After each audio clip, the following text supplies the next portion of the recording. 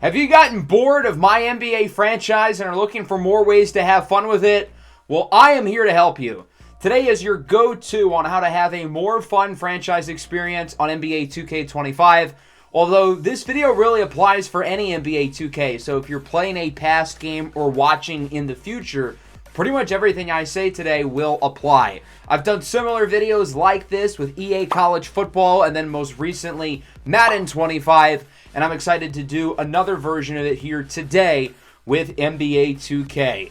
So within the last couple of weeks, I uploaded a video going over my settings and rosters that I've done testing for in order to have a more realistic and more immersive and unpredictable player progression scale. I'm not going to go over everything I went over there again, but I'll reiterate some of the important points along with, of course, how to download it.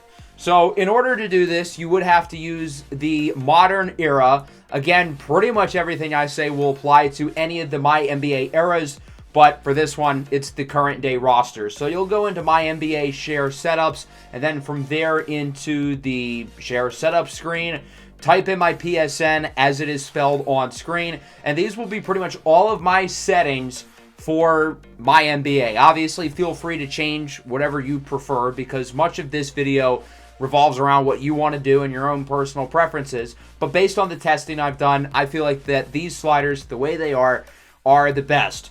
Again, I'll reiterate some of the super important ones for those of you who may have missed the original settings video or would like a reminder. So basically, some of the highlights here include the draft class scale. I have it set to 61. If you download draft classes, that number isn't really important, and we'll talk about draft classes in a minute. Salary cap inflation at 100. That way the salary cap grows. These settings are to make sure that the good players are actually signed. It feels like too often there's like 85 overall players left in free agency until the start of the year, and then they end up signing super cheap, super one-year deals. I wanted to avoid that as much as possible. I wanted to make injuries a little bit more realistic. I want them to be a little bit more frequent, but I don't want them to be quite as severe. Player progression is at 25 and regression is at 75, but don't get it twisted. Your players will still progress quite quickly, and again, we'll highlight that a little bit later. As for difficulty, I think trade negotiation needs to go up a little, as does contract negotiation difficulty, and then CPU re-signing aggressiveness along with morale and chemistry, I feel like that needs to go way up. That way, those things will actually happen within your save file. The gameplay difficulty is there as well, and again, we'll be touching on gameplay a little bit later in the episode. Here in the simulation, I like having shots and then possessions go up. That way there's more possessions per game, more scoring around the league.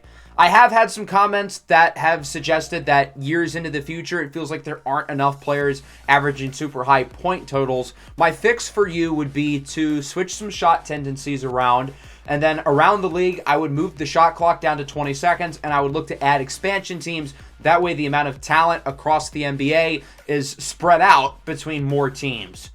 So from there, you will obviously click into these settings if you would like to use these settings. I highly recommend them, but obviously, you don't have to.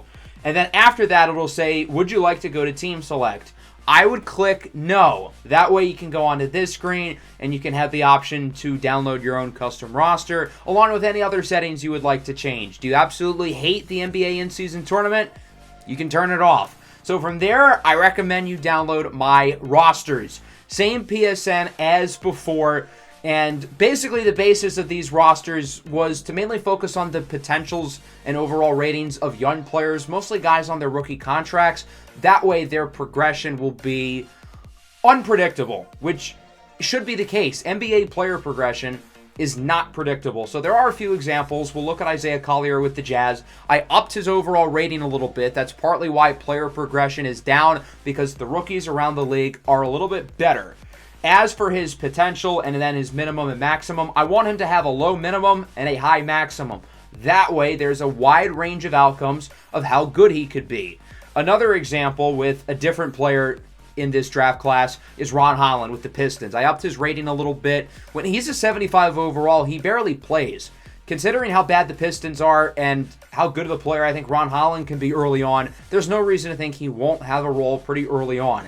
As for his potential, I think he's one of the higher ceiling players in this class, so I wanted to show that with his 91 max potential, but I still gave him a super low floor. There's absolutely a world where he doesn't really develop and turns into a bust. So from there, we make it to the team selection screen. You'll obviously pick your team. I'll talk a little bit more in detail about how to pick a good team if you're unsure who to choose in a second. But first, I want to talk about downloading a draft class. So obviously for my MyNBA series with the Warriors, I'm going to be using my own fictional draft class. That's not up yet, so you'll have the choice of using one of the real draft classes or the auto-generated ones. I like to do a mix between real and fake with my series. Obviously, all the players in my draft classes are fictional, but I download the real draft class first and then edit these players. I think the real-life classes are a little bit better than the auto-generated ones from the game because the players have realistic facial features. As you can see here with Dylan Harper, for example, they have realistic accessories. They don't go in completely looking like a goofball. And then they have realistic tendencies as well. And then as I make the class, I obviously edit their information, edit their appearance, edit their overall ratings, etc., etc. So when you're choosing a team, obviously there's a lot of different choices. Do you want a traditional rebuild like the Brooklyn Nets? They obviously don't have a great roster, but you can wipe the slate clean with all the draft picks that they have. 4 first-rounders this year, 4 first-rounders in 2027. Maybe a young team who's trying to figure some things out like the Wizards, the Blazers, or my beloved Detroit Pistons. There's also teams that are fringe contenders with older stars like the Lakers, or of course the team who I selected, the Golden State Warriors. Or maybe a team who's right on the cusp of winning a title like Minnesota. Something that I don't think enough people do is once their team wins a title or becomes a dynasty and there's not really much more you need to do, I think something that's fun would be to go into the standings and take over one of, if not the worst teams in the NBA, but staying in your same save file and staying in your same universe. I think that could be a lot of fun. So as you choose your team, you obviously want to know your roster and figure out what your roster's limitations are. We'll start with trades. Do you want to be realistic in terms of trading or unrealistic? We'll start with realism. Let's put Tim Hardaway Jr. into the trade finder. He obviously does not have a lot of trade value given that he's a 76 overall. He's coming off a pretty bad season and he's on a fairly big contract. So what I ask myself when I'm making trades is, does this make sense for the other team? Say you're looking at trades and this one pops out. You could get a first-round pick from the Grizzlies, but does it make sense for Memphis? If you think the answer is yes, do it. If not, don't do it. For those of you who don't really care about realism with trades and are willing to go all out and try to make your team as good as possible, I made a video within the last few days going over some players who I recommend you trade for. They're pretty easy to get, and they usually end up being worth it.